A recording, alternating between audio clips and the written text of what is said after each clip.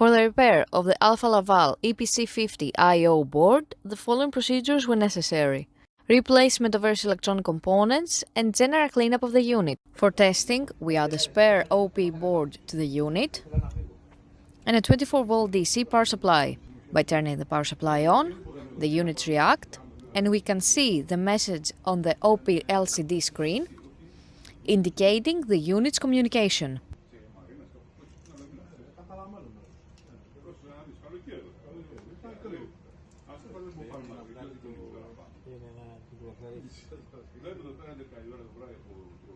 No further testing is possible due to lack of additional units.